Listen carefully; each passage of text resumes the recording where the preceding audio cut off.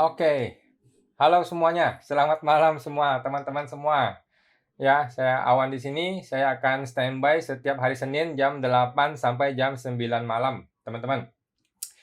Oke, seperti biasa saya perlu disclaimer dulu kepada teman-teman semua ya, bahwa semua yang saya sampaikan di live IG, di YouTube, maupun di semua channel universe-nya Pajak Smart, ini adalah pendapat pribadi gua 100% ya, teman-teman semua. Dan ini semua bukanlah kajian akademis, dan ini semua tidak dapat dibuktikan kebenarannya, guys. Jadi, walaupun gua seorang konsultan pajak yang resmi, tetapi isi video ini dan seluruh channelnya Pajak Smart ini bukanlah video saran profesional konsultan pajak, gitu teman-teman ya. Ini tuh ibaratnya kita sesama teman-teman ya hanya ngobrol-ngobrol warung kopi saja, gitu teman-teman semua ya. Jadi teman-teman kalau bisa Anda semua teman-teman tidak bisa dan tidak boleh menjadikan video gua ini sebagai pedoman bagi Anda untuk melaksanakan kewajiban perpajakan Anda. Gitu ya teman-teman. Ini hanya ngobrol-ngobrol saja ya teman-teman. Kalau teman-teman mau tanya lebih dalam mengenai perpajakan, silakan tanyakan, konsultasikan ke konsultan pajak teman-teman semua. Atau boleh langsung ke AR Anda ya. AR Anda adalah orang yang dibayar sangat mahal oleh negara pakai uang pajak Anda untuk memberikan edukasi kepada Anda semua, gitu ya. Atau teman-teman boleh langsung juga telepon ke Kring Pajak 1500 200 atau Kring PPS 1500 008, gitu teman-teman ya. Terima kasih teman-teman. Oke. Kalau nggak ada yang bertanya, saya akan membahas beberapa hal. Kalau ada yang bertanya, silakan teman-teman disampaikan di kolom komentar. Saya akan standby setiap hari Senin jam 8 sampai jam 9 malam. Oke, saya akan menjawab pertanyaan apabila sudah ada yang bertanya, teman-teman. Eee, oke. Oke, Bapak Sofyan, 111. Malam Pak Awan, saya sudah mengikuti PPS skema 2 dan apa boleh saya ikut skema 1 lagi untuk melaporkan uang tunai berupa falas dan uang tersebut dari penghasilan di 2015? Jawabannya boleh Pak, silakan Pak. Negara sangat berterima kasih kalau Bapak mau ikut skema 2 dan sekaligus skema 1. Terima kasih Pak Sofyan atas kontribusi kepada negara, gitu Pak. Silakan Pak, ikut skema 2, mau tambah lagi boleh, skema 1 juga boleh, silakan saja Pak. Nggak ada masalah. Gitu Pak, semoga membantu ya Pak Sofyan. Oke. Oke teman-teman, terima kasih semua ya. Eh, Kembali lagi saya mau membahas mengenai satu hal yaitu mungkinkah suket PPS kita dibatalkan? Ya, ini menjadi momok, menjadi ketakutan banyak orang karena di undang-undang dan di PMK jelas-jelas disebutkan ada satu pasal mengenai pembatalan surat keterangan PPS, gitu ya. Memang di undang-undang ada disebutkan bahwa suket atau surat keterangan PPS itu bisa dibatalkan, ya, dengan berbagai alasan, ya, berbagai alasan bisa diminta revisi, bisa langsung dibatalkan. Tetapi teman-teman, saya meyakini bahwa suket itu, hampir tidak mungkin dibatalkan. Oke, pertama kita mengaca ke tahun 2015. Waktu tahun 2015, TA 2015 itu tidak ada satupun surat keterangan yang dibatalkan oleh petugas pajak atau oleh DJP atau oleh KPP, gitu. Jadi kita ingat dengan TA yang dulu tidak ada satupun suket yang dibatalkan oleh DJP dengan alasan apapun. Gitu guys. Jadi gua sih cukup yakin, sangat yakin bahwa suket Anda yang sudah dapat tidak akan dibatalkan dengan alasan apapun. Gitu teman-teman. Nah, dan hari ini kembali lagi ada teman lagi yang bilang bahwa dia sedang diperiksa. Sudah lama, sudah bertahun-tahun pemeriksaannya, mungkin setahun atau 2 tahun gitu. Sampai sekarang nggak jelas kasusnya, dan tiba-tiba ada PPS, dia ikut PPS dan dia berhasil ikut PPS.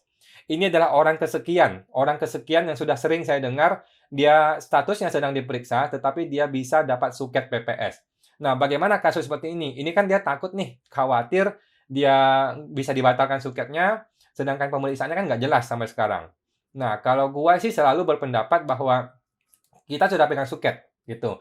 Kita sudah pegang surat keterangan PPS dan di situ jelas-jelas dikatakan kita sudah dilindungi oleh Undang-Undang Nomor 7 2021, gitu ya. Jadi hampir nggak mungkin ini dibatalkan, gitu guys. Kalau terjadi satu aja suket yang dibatalkan, maka bisa bubar ini PPS, bisa selesai gitu, bisa orang langsung ribut di media sosial, ribut di mana-mana bisa ribut, dan akan terjadi ketidakpastian hukum gitu loh. Orang akan ketakutan, wah kalau dia bisa dibatalkan suketnya, gua juga bisa dibatalkan suketnya, gitu. Orang pasti ribut dan gua rasa DJP tidak akan mau mengambil resiko seperti ini, gitu loh. Oke, jadi kalau sampai satu aja suket yang dibatalkan, ini bisa seluruh Indonesia bisa ribut gitu loh. Gitu. Jadi gue punya keyakinan suket yang sudah Anda dapatkan, apapun masalahnya tidak akan terjadi pembatalan. Yang mungkin adalah dikirimin surat disuruh betulkan, mungkin ada temuan atau datanya salah dan sebagainya, salah isi, salah kolom dan sebagainya itu masih mungkin diminta revisi gitu. Tapi kalau dibatalkan itu hampir tidak mungkin. Kalau gua meyakini 99,999% tidak mungkin dibatalkan suket Anda gitu. Kenapa? Kalau sampai dibatalkan akan terjadi ketidakpastian hukum gitu loh. Undang-undang itu tidak boleh terjadi ketidakpastian hukum. Undang-undang itu menjamin kepastian hukum. Itu teman-teman. Kita bayangkan ya kalau teman-teman sudah ikut PPS nih. Anda sudah lapor nih, sudah menelanjangi diri nih. Lu telanjang, lu buka semua. Sentuh. Semua harta, rumah, mobil, apartemen, saham, kripto yang selama ini disembunyikan Anda laporkan semua di PPS. Kemudian PPS dibatalkan dengan berbagai alasan. Bahaya sekali. Berarti kan semua harta yang sudah Anda laporkan akan jadi temuan di pemeriksaan pajak. Akan jadi temuan dan kena 30%. Nah, ini tidak mungkin. Ini orang pasti ribut bakal jadi masalah gitu. Jadi tidak mungkin dibatalkan. Itu menurut pendapat pribadi gue ya, guys. Ini ibaratnya sama seperti seorang presiden gitu. Seorang presiden kalau dia diangkat jadi presiden gitu, sudah berjalan 3 tahun contohnya. Tiba-tiba belakangan diketahui ternyata mungkin dulu nilai rapotnya itu salah gitu atau dia tidak lulus SD contohnya. Tapi kan dia sudah lulus di KPU kan? Dia sudah selesai di KPU, dia sudah jadi presiden. Nah, apakah gara-gara ditemukannya rapor yang tidak sah itu kemudian presidennya menjadi batal? Kan tidak bisa, tidak boleh begitu. Apakah semua gaji yang sudah dibayarkan oleh negara akan dibalikin? Kan tidak mungkin, gitu. Apakah semua undang-undang yang dia bikin selama ini menjadi batal semua? Kan tidak mungkin. Tidak boleh begitu. Oke? Jadi kalau itu terjadi ya KPU-nya yang salah, tapi presidennya jalan terus. Gitu, guys. Sama seperti suket ini. Sama seperti logikanya Anda sudah pegang suket, apapun alasannya, Anda sudah dilindungi oleh undang-undang. Tidak mungkin dibatalkan. Hampir tidak mungkin. Menurut gua nggak mungkin dibatalkan gitu, guys. Jadi teman-teman yang sudah dapat suket, nggak usah khawatir, Anda sudah dilindungi. Itu sekarang Anda jadilah orang jujur, jadilah orang yang patuh kepada pajak, dan nggak ada salahnya gitu. Orang mau jadi patuh kok salah gitu kan? Justru bagus gitu. Mau jadi patuh justru bagus. Itu teman-temannya. Jadi kesimpulannya bagi gua, pendapat pribadi bahwa tidak mungkin suket Anda dibatalkan. Pendapat pribadi ya, guys. Gitu. Karena kalau sampai suket dibatalkan, akan terjadi ketidakpastian hukum, akan jadi ribut satu negara ini, dan akibatnya PPS akan jadi produk yang gagal. Karena orang kehilangan kepercayaan terhadap PPS. Gitu. Itu tidak akan diambil resiko itu oleh Ditjen Pajak. Itu pendapat pribadi saya. Oke. Ada pertanyaan dari Bapak Heri IS79. Ekspatriat yang sudah punya NPWP dan selama ini hanya lapor aset yang bersumber dari penghasilan di Indonesia, apakah wajib ikut PPS atas harta luar negeri yang tidak pernah dilaporkan? Saya rasa nggak perlu, Pak. Jadi, kasus ekspatriat ini memang agak unik ya. Dia bekerja di Indonesia, tapi dia punya harta di luar negeri. Cuman di Indonesia nih ada kasus SPT tahunan tuh harus lapor harta dengan rinci. Kemudian harta itu dibandingkan dengan penghasilannya itu cuma terjadi di Indonesia, katanya ya, kata orang yang di luar negeri gitu. Di luar negeri itu nggak begitu. Di luar negeri ya orang dipajakin atas penghasilannya saja, bukan atas harta gitu. Cuma di Indonesia nih harta mesti dilaporkan dengan rinci, terus penghasilan dicocok-cocokkan dengan penghasilan dengan hartanya gitu. Jadi kalau ekspatriat nggak usah lah, kalau saya bilang nggak usah. Nggak usah ke PPS gitu. Kecuali memang betul dia ada harta yang disembunyikan. Kalau nggak usah ke PPS. Mungkin dia boleh pembetulan SPT, boleh, silakan saja gitu. Tapi saya rasa nggak perlu PPS lah. Karena nanti jadi kacau nanti. Harta luar negeri mesti digabung ke Indonesia. Kan jadi kacau. Jadi ribut nih PPS. Ya, ekspatriat. Nggak perlu saya pikir, Pak. Menurut saya pribadi sih, Pak. Karena kalau perlu diungkap semua jadi PPS, jadi kacau. Dia mesti bayar 14%. Gila. Nggak perlu sih, Pak. Menurut saya ya, Pak, ya, Pak Henry. Pak Heri. Semoga membantu, Pak. Oke, Bapak Sofian, terima kasih, Pak. Sama-sama, Pak. Oke. Bapak Frederick Y. Malam, Pak Awan. PTKP 500 juta UMKM hanya untuk OP aja, badan nggak berlaku ya? Kita belum tahu, Pak, mengenai 500 juta yang batasan UMKM. Sorry. Kalau UMKM, sorry. Kalau UMKM 500 juta hanya untuk orang pribadi. Gitu, mohon maaf, Pak. Ya. Untuk Pak Frederick ya. Untuk PTKP yang 500 juta UMKM hanya berlaku untuk orang pribadi. Ya, betul Pak. Betul. Badan tidak bisa. Karena kalau badan kan sudah ada mekanisme pembukuan seperti biasa. Dan selama ini badan memang tidak ada yang namanya PTKP. PTKP hanya berlaku bagi orang pribadi. PTKP itu apa sih? PTKP itu untuk mengcover minimal biaya hidup seseorang. Minimal biaya hidupnya di Indonesia disebutkan 54 juta setahun atau 4,5 juta sebulan. Gitu. Jadi itu untuk mengcover biaya hidup seseorang, termasuk untuk istrinya, untuk anaknya, kan tambah lagi 4,5 juta, tambah lagi 4,5 juta. Seperti itu sih, Pak. Gitu. Jadi, PTKP hanya untuk orang pribadi. Selama ini UMKM tidak punya PTKP. Selama ini kan UMKM cukup bayar 0,5%, nggak ada PTKP. Sedangkan UMKM yang penghasilannya kecil, yang omsetnya kecil, itu mesti bayar pajak juga. Padahal kan dia punya istri, punya anak juga. Gitu. Jadi logikanya adalah semua orang pribadi harus punya PTKP. Oleh karena itulah UMKM mulai tahun ini punya PTKP 500 juta. Kalau badan enggak. Gitu, Pak. Terima kasih Pak Frederick. Semoga membantu, Pak. Oke. Ibu Ufmuts, di tahun 2019 ada beli tanah dan belum masuk SPT. Mau ikut PPS. Baiknya masukkan nilai sesuai NJOP atau harus sama dengan nominal yang ada di akte notaris. Nah, tahun 2019 berarti kan dia masuk ke skema 2. Skema 2 harus menggunakan akte notaris. Harus menggunakan nilai perolehan. Gitu, Bu. Jadi sudah jelas ya. Kalau skema 1 2015 menggunakan NJOP 2015. Tapi kalau skema 2, kebijakan 2 menggunakan nilai perolehan. Gitu. Jadi gunakanlah nilai AJB di tahun 2019-nya, Bu. Gitu. Semoga membantu ya, Bu. Ibu Lina CNP. Malam kok saya mau tanya, kalau ada asuransi tahun 2013 dan sudah dicairkan di tahun 2021, apakah boleh tidak dimasukkan ke PPS? Terima kasih kok. Menurut saya masukin, Bu. Jadi PPS itu adalah kondisi 2020, kondisi 31 Desember 2020. Orang pajak nggak mau tahu nih, setelah itu apakah ini berubah bentuk, sudah habis, sudah hilang, atau dicairkan dan sebagainya, nggak mau tahu. Pokoknya 31 Desember 2020, barang itu ada di bank ataupun di asuransinya, maka dia perlu dilaporkan di PPS. Gitu, supaya aman sih, Bu. Gitu. Semoga membantu ya, Bu. Oke. Bapak atau Ibu FHTK Pranata. Malam, Mas. Next, bahas hitung-hitungan pajak UMKM yang omset tahunnya melebihi 5M. Gimana hitungnya? Dan bagusnya ke depannya gimana? Oke. Untuk omset di atas 4,8M, itu sudah PKP, satu hal. Yang kedua, dia sudah harus pembukuan, Pak. Jadi, pertama dia jadi PKP, yang kedua ada pembukuan. Apa yang dimaksud dengan pembukuan? Pembukuan ya seperti PT, seperti CV. Ada neraca, ada laba rugi, dia menjurnal, dia membuat laporan akuntingnya, dan laporan pajaknya, ada PPh 21, dan sebagainya, itu lengkap.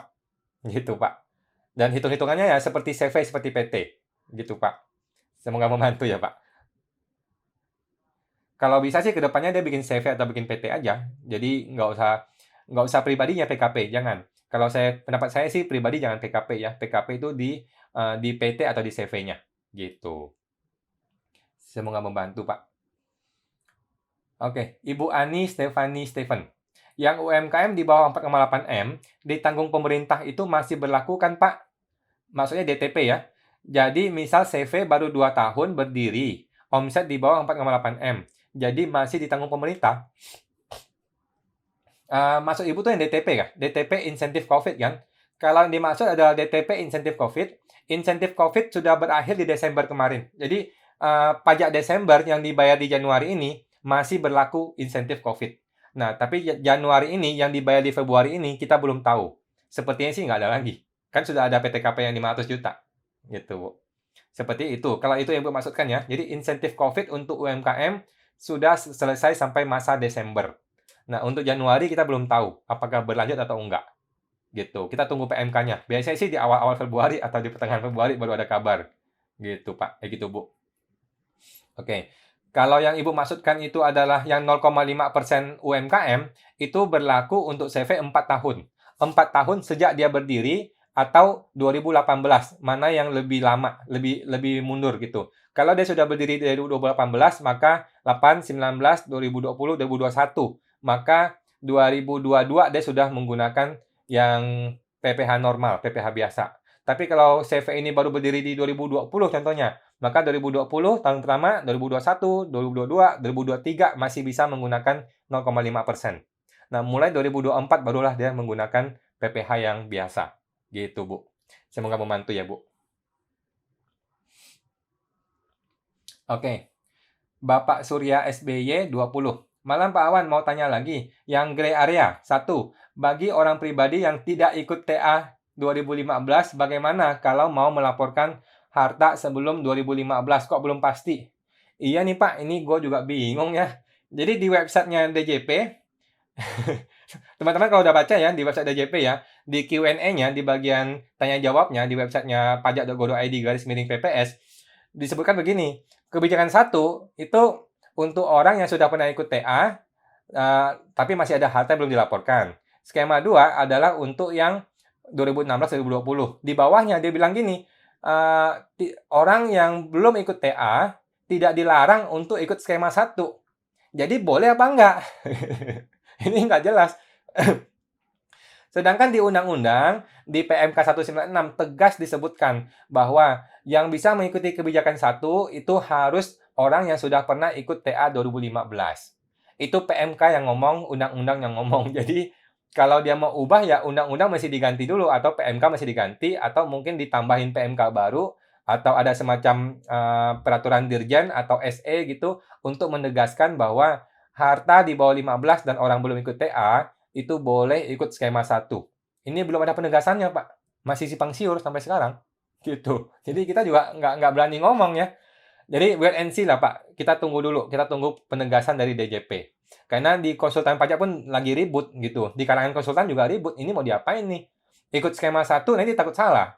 Ikut skema 2 nggak mungkin. Apakah ikut pas final? Pas final setelah Juni. Tunggu Juli kan? Atau ada orang yang berpendapat boleh langsung kok dimasukin ke SPT 2021 karena ini sudah lewat kadaluarsanya TA yang 3 tahun itu. Jadi masih belum jelas, Pak. Ya, saya juga belum bisa menjawab itu. Mohon maaf gitu, Pak Surya. Nanti coba kita cari tahu lagi, Pak ya. Oke. Ibu Ugli Mei 1991.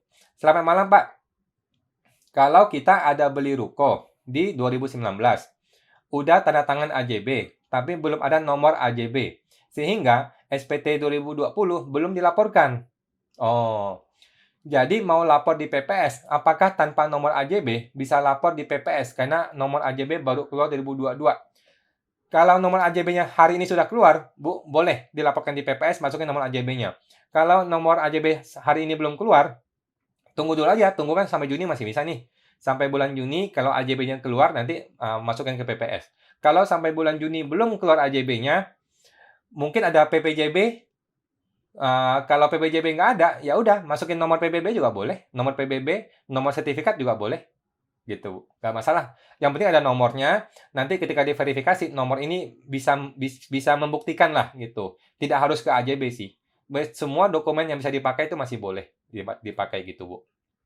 Oke, semoga membantu ya, Bu Ugli. Oke, Ibu Ani Stefan. 2018 ada rekening bersama dengan orang tua di luar negeri. Disurati AR nih, SP2DK. Orang tua udah bikin surat pernyataan kalau rekening itu sudah masuk SPT orang tua. AR minta kopian SPT orang tua. Orang tua keberatan. Kan nggak semua orang tua open harta ke anak. Solusinya gimana? Oke, berarti kan yang dikirimin surat adalah anaknya gitu kan? Anak dikirimin surat, ada rekening bersama di luar negeri. Orang tua sudah bikin surat pernyataan kalau rekening itu sudah masuk SPT orang tua. Ya sudah, beres gitu. Kalau AR minta kopian SPT orang tua, silakan AR bikin SP2DK kirim ke orang tua saya. Gitu, kasih alamatnya, kasih nomor handphonenya, silakan kirim SP2DK ke bapak saya. Gitu. Tapi saya sudah membuat surat loh. Kita sudah bikin surat pernyataan, orang tua saya sudah membuat surat pernyataan dan sudah bertanggung jawab. Gitu. Pokoknya ini sudah bukan tanggung jawab saya, sudah beres. Karena ini sudah bukan barang saya, silakan kejar orangnya. Saya udah kasih nomor handphonenya, saya kasih alamatnya, silakan hubungi orang itu. Gitu, Bu. Itu Bu Ani. Semoga membantu ya. Oke. Bapak atau Ibu Bits.SBY. Pak, di PPS kan diwajibkan ngisi nomor paspor ya. Kalau nggak diisi gimana? Nggak perlu, Pak. Bu, nggak perlu. Emang kalau nggak diisi mau diapain? Mau dibatalin PPS-nya? Kalau saya sih nggak isi. Buat apa sih isi itu? Nggak terlalu perlu, Bu. Kalau mau diisi boleh. Kalau nggak diisi ya nggak apa-apa juga. Itu kalau saya ya. Gitu. Semoga membantu ya, Bu. Bapak Heri IS79 menyambung M. Oh, kepotong, Pak. Kata-katanya kepotong ya. Bapak Mentul Sansevieria. Pak, kalau mau ikut PPS kebijakan 2, minta saran ke AR-nya nggak apa-apa. Nggak apa-apa, Pak. Memang tugasnya AR untuk bantuin kita. Kita mesti paham satu hal ini ya. AR dibayar sangat mahal oleh negara pakai uang rakyat kita untuk mengedukasi kita dengan baik dan benar. Gitu, Pak. Memang tugasnya AR. Gitu. Gitu, Pak. Terima kasih, Pak Mentu. Semoga membantu ya. Oke, Bapak Surya SBY 20. Terus tentang pas final apa masih gray area? Kak, jadi pas final itu gini, pas final itu adalah untuk mengcover harta-harta yang belum dilaporkan di TA 2015, Pak. Gitu. Jadi pas final itu boleh-boleh saja, pas final itu boleh, cuman di masa 6 bulan ini pas final dibukuin dulu, dihentikan dulu. Ada di PMK-nya gitu. Jadi pas final itu selama 6 bulan berlakunya PPS ditunda dulu. Gitu. Nanti bulan Juli baru boleh pas final. Gitu. Jadi kita belum tahu nih harta yang 15 ke bawah tapi nggak ikut PPS, apakah sebaiknya masuk ke pas final atau boleh skema 1. Nah, kita tunggu penegasan dari DJP deh, Pak. Kalau DJP kasih penegasan, masukin skema 1, ya udah kita ikut gitu. Atau disuruh masuk pas final, ya udah kita ikut. Tapi sekarang kan lagi bingung nih. DJP nggak memberikan kepastian hukum gitu. Nanti takutnya kita salah gitu, Pak. Nanti kita wait and see, kita tunggu dulu. Gitu, Pak. Semoga membantu ya, Pak Surya. Oke. Pak Mentul Sansevieria. Maksud saya, minta saran ke AR-nya untuk ikutan PPS kebijakan 2, Pak. Kalau AR-nya baik, ya boleh, Pak. Menurut saya sih memang tugasnya AR. Memang tugasnya AR untuk bantuin kita. Kalau AR itu bagus semua, konsultan pajak nggak perlu, memang nggak perlu gitu. Karena memang tugasnya AR untuk bantuin kita. Gaji AR itu tinggi sekali. Gaji AR dibayar sangat tinggi untuk membantu wajib pajak. Bukan untuk menyalah-nyalahin petugas wajib pajak gitu. Justru untuk membantu kita. Itu tugasnya AR. Gitu, Pak. Saya mau membantu, Pak Mentu. Tapi kalau Bapak nggak kurang yakin sama AR, ya boleh cari konsultan pajak atau ya cek di YouTube juga boleh. Kemana-mana juga boleh. Ngobrol-ngobrol aja gitu, Pak. Oke, terima kasih, Pak. Semoga membantu ya. Ibu Selin Chandra 168. Malam Pak Awan, kalau rekening bank saldo tahun 15 itu ikut PPS skema 1 600 juta. Terus di akhir tahun 2021 saldo menjadi 350 juta. Rekening tersebut belum dimasukkan dalam SPT 2021. Kalau diperiksa pajak tahun 2021 kepotong, Bu. Maaf. Kepotong. Oke. Jadi nanti mungkin sambung ya Bu Selin. Jadi rekening 2015 sudah ikut PPS skema 1 600 juta. Itu kan saldo di 15. Di tahun 2020 maksudnya kan turun jadi 350. Ini boleh nggak apa-apa, turun nggak apa-apa. Kalau naik, maka kenaikannya itu masuk ke skema 2. Gitu. Kalau turun nggak ada masalah. Gitu. Oke. Bapak CKR 19600. Kak, jika tabungan dolar dibuka tahun 2013, dari 2013 sampai dengan 2021 tidak ada transaksi selain bunga. Oke. Terus? Oke, Pak, kepotong juga ya kata-katanya ya. Kepotong kalimatnya. Nggak masalah, Pak. Nah, tapi kalau tabungan itu belum dilapor di SPT 2020, berarti maka itu masuk ke PPS. Kalau tabungan itu sudah dilapor di SPT 2020, tapi baru dilapor pokoknya saja, bunganya yang belum dilapor, maka bunganya masuk PPS. Gitu, Pak. Semoga membantu, Pak CKR. Bapak Alif N. Malam Mas Awan izin tanya, bagaimana menentukan harga tanah dan kendaraan kalau ingin ikut PPS? Tanah warisan perolehan 2013, tapi itu tanah dari 1983 dan kendaraan tahun 2001, tapi beli di 2013. Kendaraan, oke. Tanah warisan 2013, tapi belinya itu 1983. Kalau Bapak ikut skema 1, maka tanah warisan ini menggunakan NJOP 2015. Gitu, Pak. Terus kendaraan. Kendaraannya tahun 2001. Kendaraan bekas nih, dibeli di 2013. Menggunakan NJKB 2015, Pak. Nilai jual kendaraan bermotor 2015.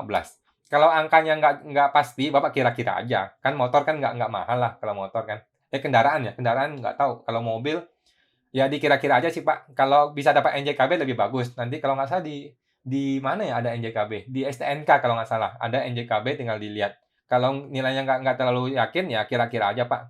Kalau kendaraan kan nggak jauh-jauh harganya. Gitu, Pak. Semoga membantu ya, Pak.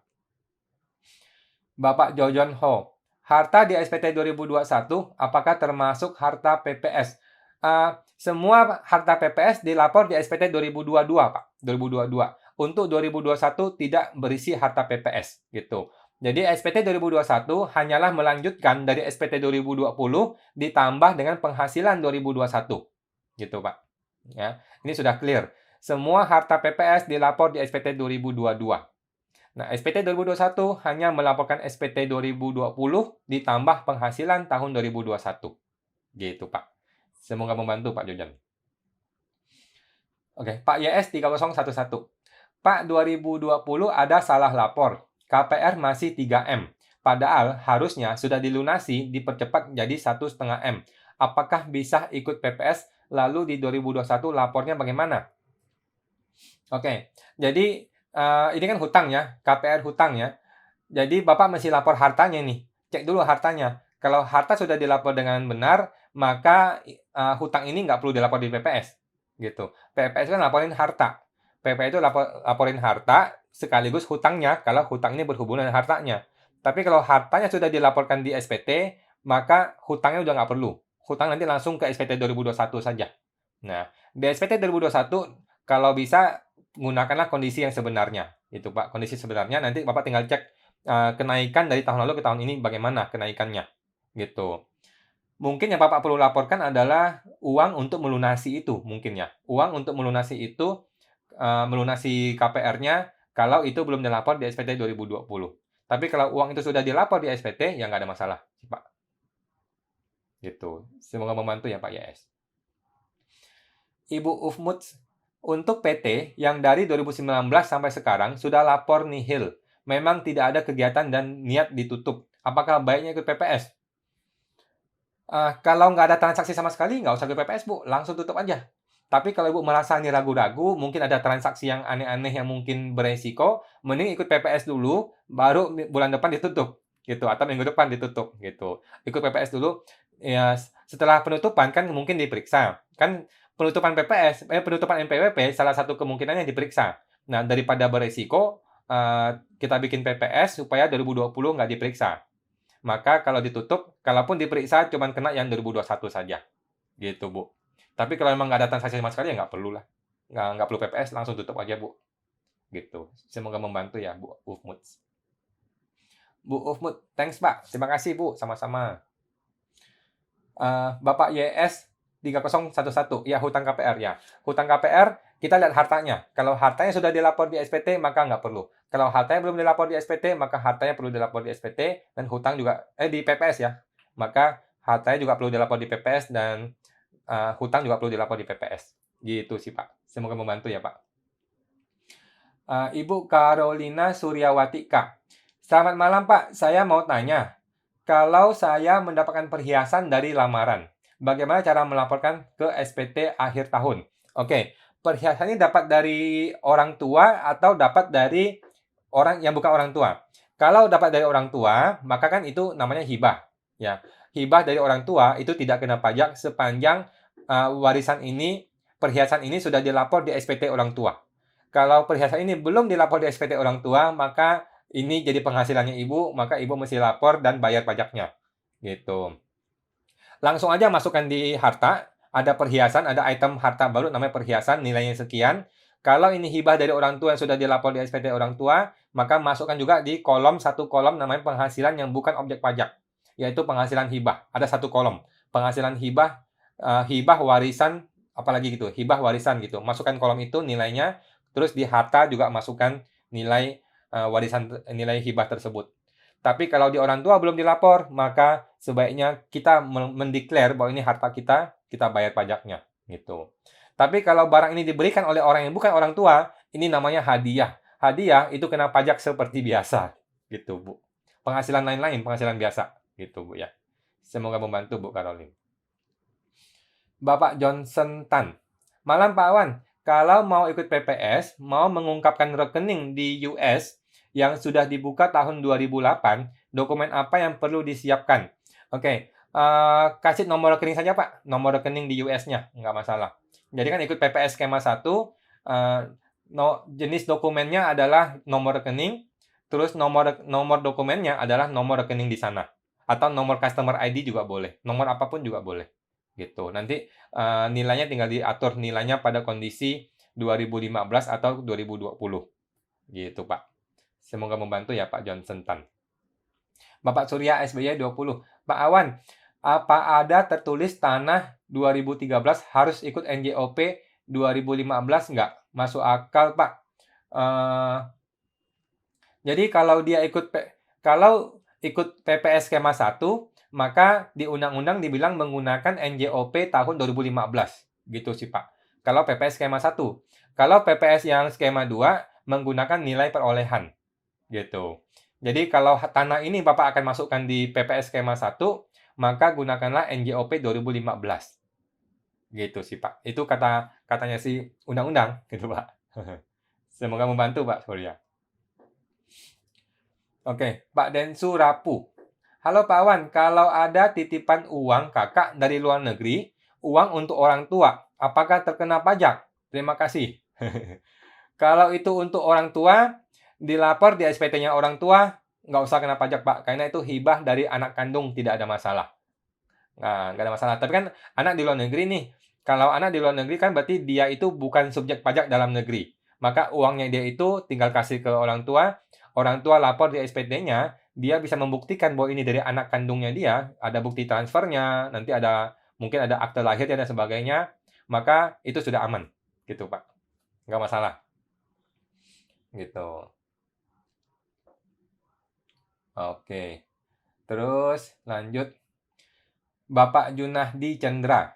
Pak Awan, video kemarin ada ngomong WNI yang kerja di luar negeri selama 183 hari tidak masuk objek pajak.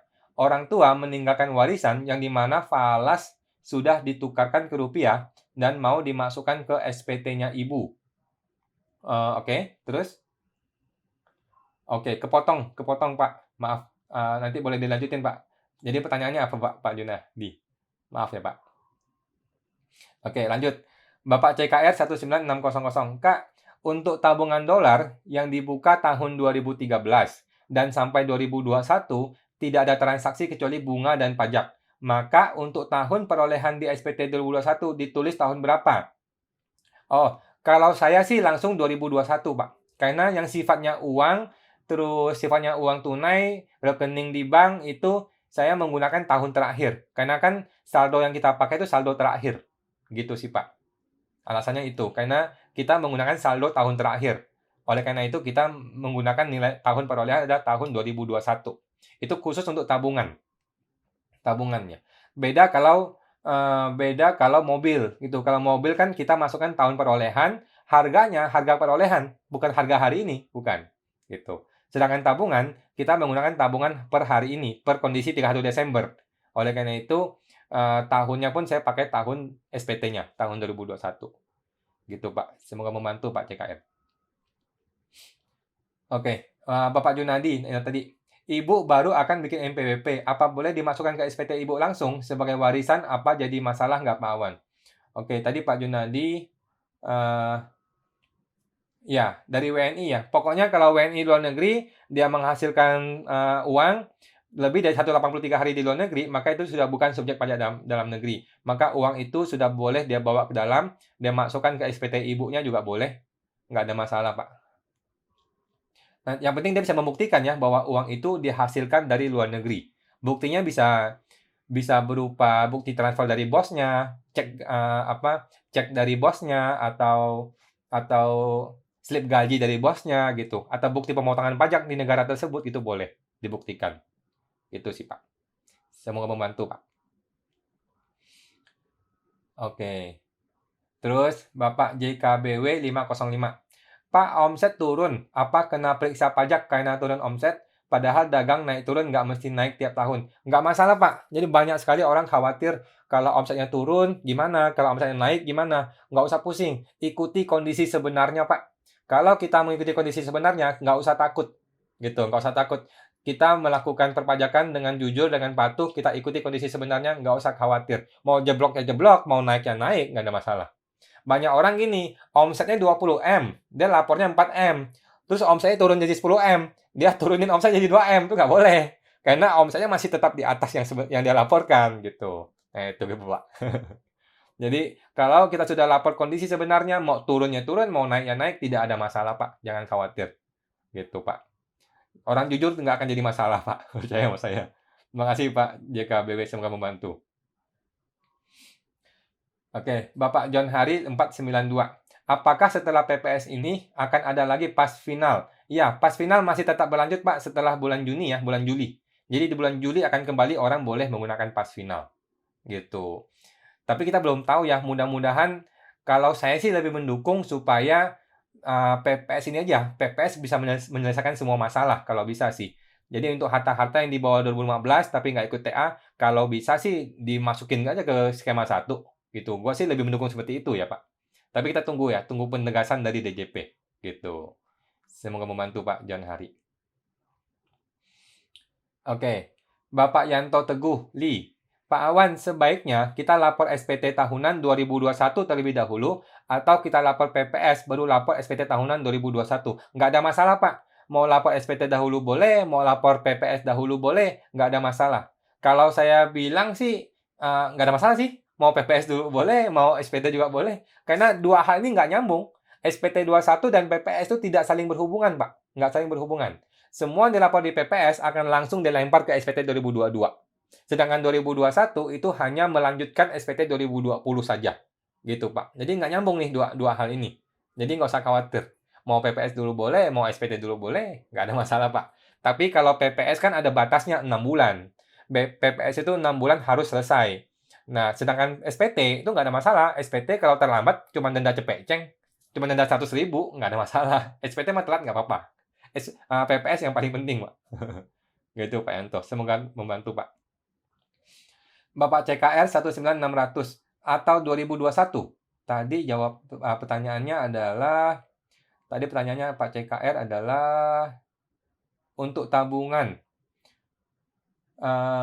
Untuk tabungan dolar yang dibuka 2013 sampai 2021 tidak ada transaksi. Maka untuk tahun perolehan 2021 ditulis tahun berapa? Oh ya, tahun 2021, Pak. Betul. Jadi kalau sifatnya itu adalah apa? Sifatnya adalah tabungan, maka kalau saya sih saya lapor sesuai dengan tahun SPT-nya. Gitu, Pak. Semoga membantu Pak CKR. Bapak Gunawan Kurniawan. Malam Pak, mau tanya, pembelian rumah di USA, keputus. Nanti lanjut lagi ya, Pak. Bapak Heri IS79. Maaf kok Awan, tanya lagi. Di Undang-Undang Cipta Kerja disebutkan warga negara asing sudah 3 tahun akan dikenakan pajak di Indonesia atas worldwide income. Ya. Itu saya belum baca terus terang, Bu. Saya belum baca mengenai pasal itu, tapi agak nggak masuk akal sih ya. Agak tidak masuk akal. Kalau orang luar negeri, orang asing mesti kena pajak di Indonesia atas worldwide income ini agak susah diterima akal sehat. Gitu Pak Heri. Apalagi pertanyaannya? Mungkin masih kepotong ya, Pak Heri. Oke. Ibu Ugli Meimei 1991. Pak, kalau PKP pribadi, selama ini SPT tahunan hanya lapor uang tunai dan rekening bank usaha saja. Sedangkan rekening istri dan anak tidak pernah masuk di SPT tahunan. Oh, jadi harus bagaimana? Oke, pertama dia cukup lapor PPS, masukkan harta rekening istri dan atas anak ini, masukin ke PPS-nya, bayar pajaknya, selesai. Bulan berikutnya atau minggu berikutnya, ajukan penghapusan PKP-nya, cabut PKP-nya. Kalau omsetnya memang besar selama ini, di atas 4,8 M, bikinlah CV atau PT. Nah, bisnisnya dipindahkan ke CV atau PT itu. Gitu sih, Pak. Itu saran saya kalau mau cabut PKP-nya ya. Karena berbahaya sekali kalau PKP pribadi sih. Gitu, Pak. Semoga membantu ya, Pak, ya, Ibu Ugli. Eh, Ibu Rika 1448. Pak, kalau Mr. A kasih saham ke teman Mr. B, di PPS-nya seperti apa? Kasih saham ya, diberikan cuma-cuma gitu ya, gratis ya. Mr. A memberikan saham kepada teman Mr. B secara gratis. Maka di Mr. B harus laporkan saham ini di PPS-nya. Gitu. Gitu sih. Gitu doang sih, Bu. Semoga membantu ya, Bu Rika. Oke. Terus, Bapak Alki 22.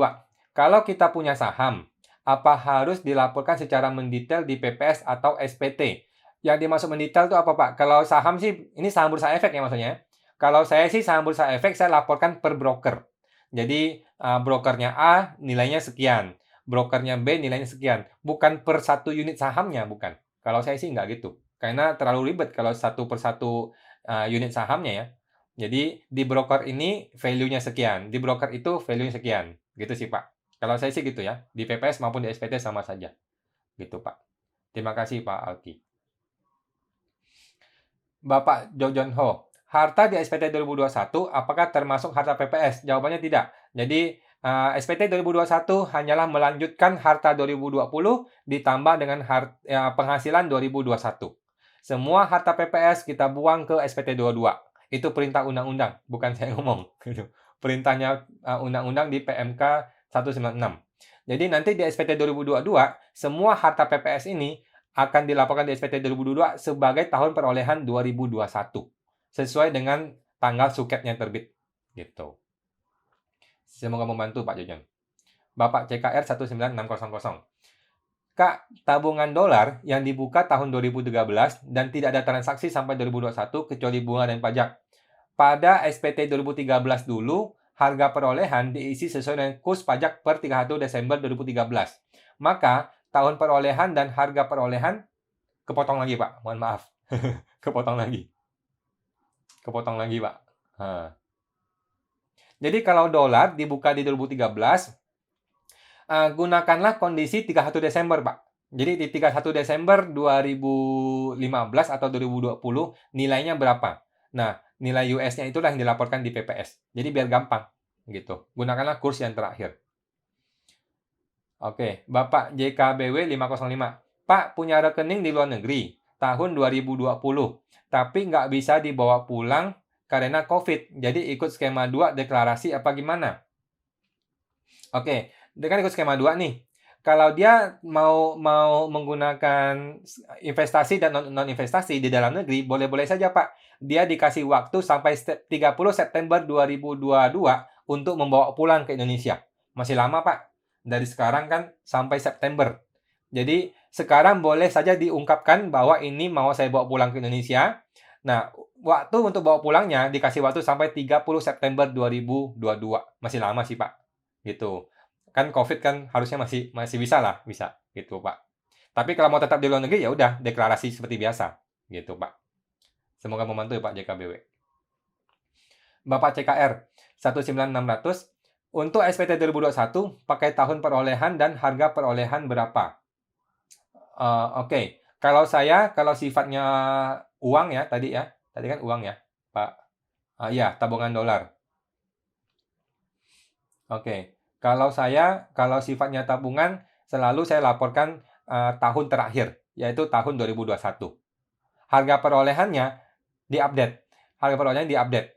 Tapi kalau Bapak ada dua metode ya. Jadi kalau Pak CKR mau melaporkan itu tidak diupdate, maka berarti tetap digunakan tahun 2013. Jadi tahun 2013 nilai dolarnya sekian menggunakan acuan kurs dolar yang 2013. Yang tadi Bapak bilang sudah betul. Iya. Jadi metode itu selama itu tidak diambil, maka menggunakanlah kurs yang 2013. Gitu sih, Pak. Kalau mau diupdate juga boleh. Kalau mau diupdate ada masalah, yaitu keuntungannya akan jadi penghasilan. Kenaikan nilai kursnya akan jadi penghasilan. Itu resikonya sih, Pak. Boleh, kalau Bapak mau gunakan 2013, boleh, Pak. Ya. Terima kasih, Pak CKR. Oke, Bapak Duster 2601. Malam Pak, tahun 2017 saya ada jual logam mulia, tapi dijualnya rugi. Lalu dikirim SP2DK AR minta saya bikin surat tanggapan dan lampirkan rekening koran untuk buktikan transaksi penjualan tersebut. Gimana Pak? SP2DK-nya ibu simpan di meja, ibu buang ke laut, langsung ikut PPS sekarang juga, gitu Bu. Ikut PPS sekarang, maka SP2DK tersebut gugur, selesai. Gitu ya, Pak atau Ibu. Semoga membantu ya. Jadi semua SP2DK selama belum terjadi pemeriksaan itu simpan aja di meja atau di kursi atau taruh di mana, itu buang aja, selesai. Langsung ikut PPS hari ini juga, sekarang juga. Setelah Ibu dapat suket, dapat surat keterangan pengampunan pajak, surat keterangan PPS, maka semua SP2DK akan gugur secara otomatis. Gitu, Bu. Semoga membantu ya, Pak, Bu. Oke, Ibu Duster, saya keberatan untuk berikan nomor rekening. Nggak usah, Bu. Semua SP2DK sudah selesai. Ibu bilang ke AR-nya, Ibu WA bahwa Bapak AR, saya mau ikut PPS. Jadi tolong SP2DK ini dihentikan saja. Gitu, Pak. Gitu, Bu. Masih ada AR yang mempermasalahkan SP2DK. Buset dah. Gitu, Pak, Bu. Ya, semoga membantu ya. Bapak Budi Japri 39. Malam, Pak Awan. Saham dan reksadana yang uangnya sudah dilaporkan di TA 2016, apa perlu dilaporkan di SPT tahunan saja atau bagaimana? Oke, pertanyaan satu, Pak. Dia sudah dilapor di SPT 2020 belum? Kalau dia belum dilapor di SPT 2020, ini fatal, maka dia menjadi objek PPS. Kalau Bapak tidak mau ikut PPS, maka bikin pembetulan SPT saja. Pembetulan SPT 2020. Jadi nggak usah ke PPS. Gitu sih, Pak. Tapi kalau pembetulan akan berisiko diperiksa ya. Gitu Pak Budi. Semoga membantu Pak. Ibu Selin Chandra 168. Kalau diperiksa pajak tahun 2021, apakah bisa disampaikan bahwa sudah diikutkan PPS skema 1? Karena harta PPS baru bisa dimasukkan di SPT 2022. Oh bisa Bu. Jadi kalau 2021 tiba-tiba dikirimin surat nih untuk tahun pajak 2021, ditemukan sebuah rekening Anda belum laporkan. Oh, tapi sudah lapor PPS. Oh, gampang. Anda tinggal balas suratnya, SP2DK-nya atau pemeriksaannya, dikasih tahu bahwa betul itu rekening milik saya dan saya sudah laporkan di PPS, ini buktinya. Fotokopikan surat keterangan PPS Anda. Gitu, Bu. Aman, nggak ada masalah. Gitu. Yang jadi masalah adalah setelah ikut PPS masih ada yang belum dilaporkan. Ini jadi masalah besar. Ini sih nggak ada obatnya ini, nggak ada yang bisa bantu. Gitu, Bu. Semoga membantu ya, Bu. Oke, Bapak Gunawan Kurniawan. Malam Pak, mau tanya. Pembelian properti di tahun 2008 di USA. Belum masuk ke TA 2015. Lalu properti tersebut dijual tahun 2021. Untuk ikut TA skema 1 kena tarif berapa ya? Nah, kalau Bapak mau bawa pulang itu uang ke Indonesia, maka bisa gunakan yang 6% atau 8%. Kalau diinvestasikan 6%, kalau tidak diinvestasikan 8%. Kalau uang itu mau tetap stay di USA, maka kena yang 11%. Yang deklarasi saja tapi tidak dibawa pulang ke Indonesia. Gitu, Pak. Semoga membantu ya, Pak. Pak Johnson Tan. Malam Pak Awan, jika selama ini harta anak ikut NPWP ortu. Oke, harta ikut NPWP ortu. Ketika anak buka NPWP, otomatis harta SPT ortu berkurang. Apa perlu dibuatkan surat pernyataan oleh ortu? Bikin surat hibah, Pak. Bikin surat hibah ya. Bikin surat biasa saja. Si orang tua dengan ini menyatakan bahwa saya mulai tanggal ini memberikan hibah kepada anak saya barangnya, barang A, barang B, barang C, barang D. Dan mulai hari ini barang-barang ini menjadi miliknya si anak saya, gitu Pak. Bikin surat biasa saja, tanda tangan kedua pihak, gitu Pak. Nggak masalah. Nanti harta di SPT orang tua berkurang, harta di SPT anak muncul, gitu. Nggak ada masalah, gitu Pak. Terima kasih Pak Johnson.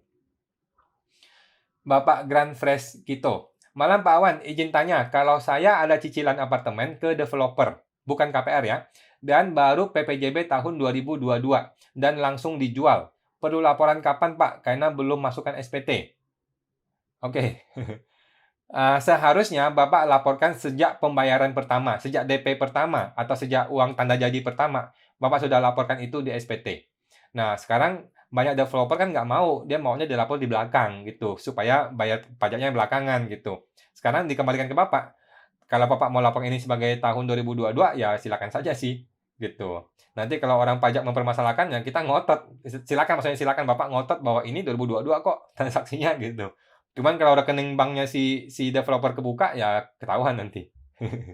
Gitu sih, Pak. Seharusnya properti itu dilaporkan sejak DP pertama kali. Laporkan hartanya, laporkan juga hutangnya. Hutang kepada siapa? Kepada si developer itu. Nama PT-nya siapa, nama NPP-nya berapa. Gitu, Pak. Semoga membantu ya, Pak Grand Fresh. Gitu. Bapak CKR 19600. Kak, kalau aset tetap mudah menentukan tahun dan harga perolehan karena tetap. Bagaimana untuk tabungan yang bergerak terus sulit untuk menentukan?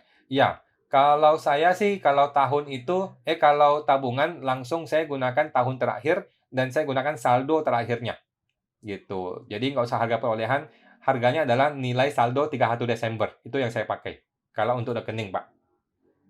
Gitu. Semoga membantu ya, Pak CKR. Oke. Bapak Ibu Ugli, Mei 1991. Pak, kalau kita ada pakai BRI Link, biasa transaksinya lumayan besar jumlahnya, sedangkan kita bukan PKP. Apakah seterusnya bisa bermasalah? Bisa bermasalah, Bu. Ini buat apa nih BRI Link? Saya kurang paham. Jadi kalau nanti transaksi ini terbongkar sama pajak, maka pajak akan bertanya, ini uang masuk ini apa? Orang pajak akan langsung bilang ini omset. Kalau ini di atas 4,8 M, maka berpotensi jadi PKP. Jadi PKP secara jabatan gitu ya, dipaksa jadi PKP gitu sih, Bu. Agak perhatikan ya transaksi kita di rekening gitu. Kalau bukan transaksi yang sifatnya bisnis, sebaiknya kasih keterangan. Kalau ada saudara nih numpang taruh duit dulu di rekening kita. Nah, tolong kasih keterangan ini numpang lewat gitu atau numpang dulu pinjam nama gitu. Kalau nggak ada keterangannya, nanti orang pajak akan bilang ini adalah omset penjualan kita, omset dagang. Itu beresiko sekali gitu, Bu. Semoga membantu ya, Bu. Oke, Bapak Dream Homes DST. Pak, kalau pemeriksaan belum ada keputusan, di Februari ini tepat 6 bulan, apakah akan diperpanjang atau bisa hangus masa pemeriksaannya?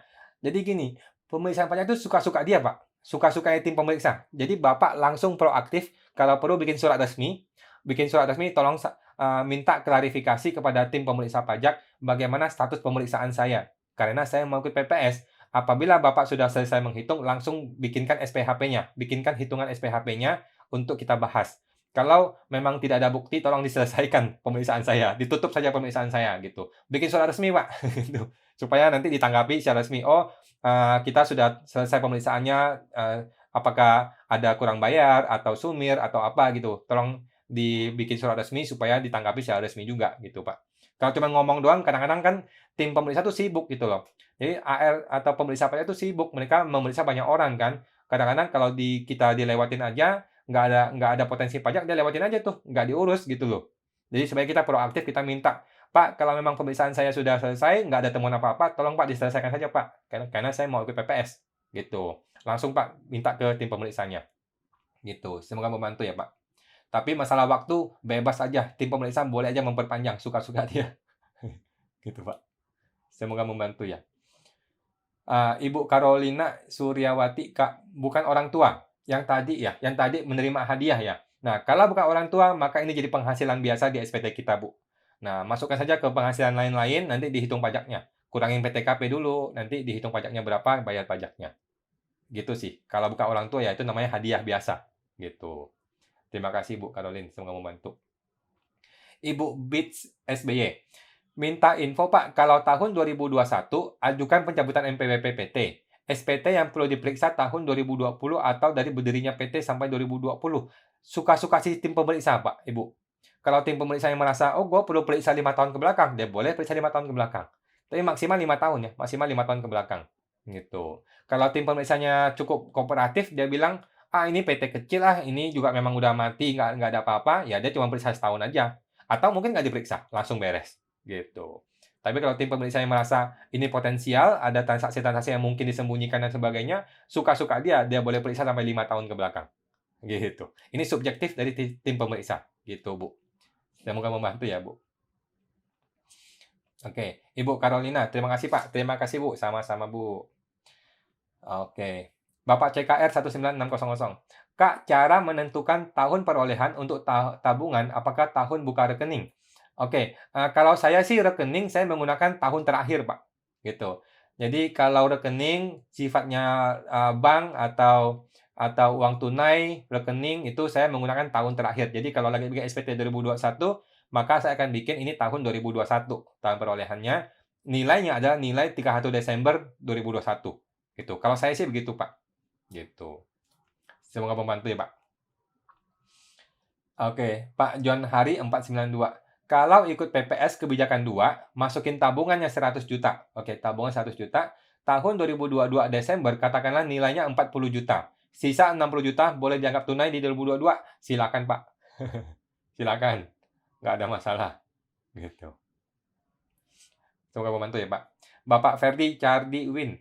Malam Pak Awan, teman saya nggak pernah ikut TA1, ada MPWP. Sekarang baru mau laporkan semua harta, mau ikut TA. Apa nggak bisa sama sekali, Pak? Oh, bisa, bisa, Pak. Jadi, dia boleh langsung bikin SPT 2020 dulu, bikin SPT 2020 dulu. Di SPT 2020, apa yang dia laporkan? Dia laporkan penghasilan dia di tahun 2020 dan harta-harta yang dia hasilkan dari penghasilan di tahun tersebut. Oke, barulah dia ikut PPS. Yang dia ikut PPS adalah semua harta-harta dia yang belum dilaporkan di SPT 2020. Boleh, Pak, silakan sekali. Jadi, welcome sekali mau ikut PPS ya. Nah, untuk MPP baru, dia harus lapor SPT 2020 dulu, baru lapor PPS. Oke, SPT 2020 isinya adalah penghasilan di tahun itu dan harta yang dihasilkan dari penghasilan di tahun itu. Gitu, Pak. Selesai. Nanti ikut PPS untuk harta-harta yang lainnya. Gitu, Pak. Semoga membantu ya, Pak Ferdi. Bapak Jimmy. Pak Jimmy Sahyana. Oh, Jim ya. Wan, bisa tolong jelasin pengertian harta warisan yang belum terbagi? Ini juga jadi masalah baru ya, harta warisan yang belum terbagi. Sebenarnya saya juga kurang paham mengenai ini sebenarnya. Tapi persepsi saya seperti ini, persepsinya begini. Orang tua sudah meninggal, ya. Orang tua sudah meninggal.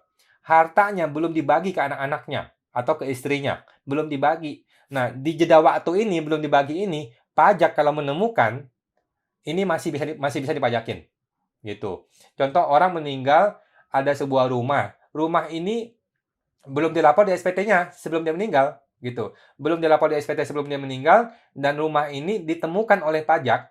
Ketika ditemukan oleh pajak, rumah ini belum dibagi ke anak-anaknya. Maka inilah disebut sebagai warisan yang belum terbagi. Dan ini masih boleh dipajakin oleh pajak. Gitu. Itu menurut gue ya, Jim ya. Semoga membantu ya, Jim. Gitu. Oke, Bro Jimmy nih, teman sekolah, teman kuliah. Oke. Bapak Niko S5615.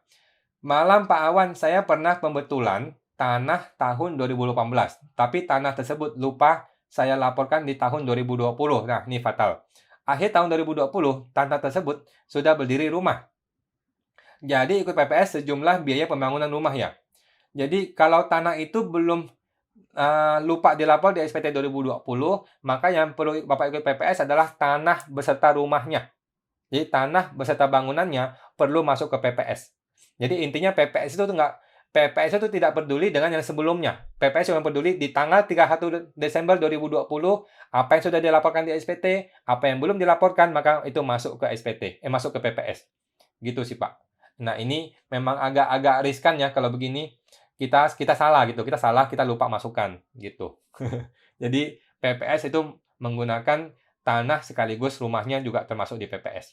Seharusnya begitu ya, Pak, seharusnya. Tapi kalau Bapak merasa nggak adil, Bapak merasa, oh harusnya kan tanah ini sudah saya laporkan, Bapak coba komunikasi dengan AR-nya. Bilang ke AR-nya, Pak, ini saya mohon maaf, saya khilaf. Ini sudah dilapor loh tanahnya di tahun lalu, sekarang di 2020 saya lupa. Boleh nggak saya lapor hanya bangunannya saja di PPS? Ngomong ke AR-nya, Pak. Kalau AR-nya kooperatif mau bantuin, ya udah, kita boleh tanahnya dilewatkan. Nanti tanah langsung masuk di SPT 2021. Itu kalau boleh ya, Pak. Tapi secara undang-undang nggak bisa. Secara undang-undang, PPS itu semua yang belum dilaporkan di SPT 2020, maka itu masuk PPS. Gitu, Pak Niko. Semoga membantu ya, Pak. Oke, Pak Niko lagi. Terus kalau udah ikut PPS, apa PPN KMS-nya bebas ya, Pak? Karena rumah ini lebih dari 200 meter. Kalau ini dibangun di 2018 ya? Bebas, Pak. Semua yang namanya PPN maupun PPH itu sudah bebas kalau sudah ikut PPS. Gitu, Pak ya. Jadi kalau ke PPS, ada banyak konsekuensinya. Salah satu konsekuensinya adalah semua PPN dan PPh yang kemungkinan terhutang tapi belum ditagih, maka semuanya jadi nggak perlu dibayar. Itu perintah undang-undang, Pak. Semoga membantu ya, Pak. Oke, teman-teman, sudah jam 9 ya. Jadi buat teman-teman yang masih ada pertanyaan, mungkin nggak usah dulu. Jadi saya akan habiskan pertanyaannya, tapi nggak usah pertanyaan baru lagi ya, teman-teman. Terima kasih. Ibu Ufmuts, Pak, apa nggak masalah kalau mau ikut PPS skema 1 dimasukin nilainya besar, dan perhitungan skema 2 dimasukin nilai kecil, cuma buat formalitas? Ini boleh saja, Bu, kalau kondisi memang seperti itu. Gitu. Yang penting adalah kondisi 31 Desember 2020. Jadi di Desember 2020 kan sudah dilapor nih harta di SPT. Masih ada berapa yang belum dilapor? Ini harus masuk skema 2. Gitu. Kalau ini sudah dilapor semua, ya silakan saja. Mau besar di skema 1, kecil di skema 2 itu silakan saja. Nah, bukan itu masalahnya. Yang masalah adalah masih ada yang belum dilapor nggak? Itu yang jadi masalah. Gitu. Oke. Kalau semua sudah dilapor ya silakan. Ibu mau lapor skema 1 besar, skema 2-nya kecil, silakan. Yang penting masih ada nggak harta yang belum dilaporkan di PPS skema 2-nya. Kalau udah nggak ada, berarti sudah aman. Gitu, Bu. Terima kasih, Bu Ufmuts. Oke. Ibu Felani 10. Halo, Wan. Kalau sudah ikut PPS, apakah tetap mungkin diperiksa untuk 2016-2020 selain pemeriksaan harta? Kalau misal ditemukan penghasilan 2019 yang belum terlapor di masa mendatang. Oke, Felani ini istrinya Jimmy ya. Halo Felani. Ya, jadi kalau kita ikut PPS yang skema 2 ya, harus skema 2 ya, Fel. Ikut yang PPS skema 2, maka tahun 2016, 17, 18, 19, 2020 dijamin tidak akan diperiksa. Apa yang tidak diperiksa? Semuanya. Penghasilannya, omsetnya, penjualannya, pembeliannya, PPN-nya, PPh-nya, semua tidak akan diperiksa lagi. Oke. Setelah orang ikut PPS yang skema 2, cuma ada satu masalah yang mungkin muncul, yaitu ditemukannya sebuah harta yang belum dilaporkan. Cuma itu yang jadi masalah. Yang lain nggak ada masalah. Gitu. Masalah PPN, PPh semuanya hangus. Semuanya diampuni. Oleh karena itu PPS ini adalah surga ya. Ini sangat membantu buat kita semua. Gitu. Tapi ingat, harta harus dilaporkan. Harta jangan sampai ketinggalan. Satu pun harta harus dilapor semua. Gitu, Fel. Semoga membantu ya, Fel. Oke. Ibu Tersia M. Kalau tabungan untuk anak, apa perlu diikutkan PPS? Oke. Kalau uang itu miliknya ibu, maka laporkan ke PPS. Dan di SPT juga. Gitu. Jadi sekarang PPS dan SPT, kita mengakui barang yang milik kita. Walaupun nama orang lain, tetap kita laporkan di tempat kita. Gitu, Bu. Semoga membantu ya. Oke. Oke, teman-teman nggak usah nambah pertanyaan lagi ya. Nah, sudah jam 9. Saya akan habiskan pertanyaannya, tapi nggak usah nambah lagi.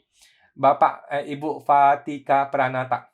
Ada uang sebelum 2015 yang tidak dilaporkan di TA 2015. Masih ada sampai sekarang. Itu masuk skema 1 atau skema 2? Skema 1, Bu. Ya, ada uang sebelum 2015-nya masuk skema 1 sepanjang Ibu bisa membuktikan bahwa itu sudah ada di 2015. Cara buktinya gimana? Kalau dia di rekening, masih ada print buku rekening di 31 Desember 2015 gitu. Kalau uang tunai bebas. Kalau uang tunai itu silakan saja gitu. Tapi kalau sifatnya rekening yang ada nomornya, ada dokumennya, maka Ibu harus bisa buktikan bahwa barang itu sudah ada di 2015. Gitu, Bu. Semoga membantu ya. Kalau nggak bisa dibuktikan atau malas cari dokumennya, langsung lempar ke skema 2, pasti aman. Gitu, Bu. Semoga membantu ya. Ibu Meriana Salim. Halo Awan, tanya dong. Saya dan suami tinggal di luar negeri. Sudah 4 tahun tidak lapor pajak karena tidak bisa dibikin nihil. Jadi kalau sekarang saya ikut PPS, apakah tabungan LB juga dimasukkan? Tabungan LB itu apa ya? Luar negeri maksudnya, LN kali ya? Apa cuma aset yang di Indo saja? Oke, semua harta di dalam maupun di luar negeri kita laporkan di PPS. Kalau kita orang Indonesia ya. Kalau kita orang Indonesia, maka semua harta kita, mau di dalam negeri maupun di luar negeri, kita laporkan ke SPT kita di dalam negeri sini. Gitu ya. Oke, Bu Meriana Salim. Terima kasih Bu, semua membantu ya. Bapak Surya, SPY 20. Pak Awan, mohon terangkan istilah kadaluarsa. Apa istilah ini hanya TA1 bagaimana tahun 2016 kadaluarsanya? Yang dimaksud dengan kadaluarsa pajak itu adalah 5 tahun. Setelah 5 tahun, maka pajak tidak boleh lagi memeriksa.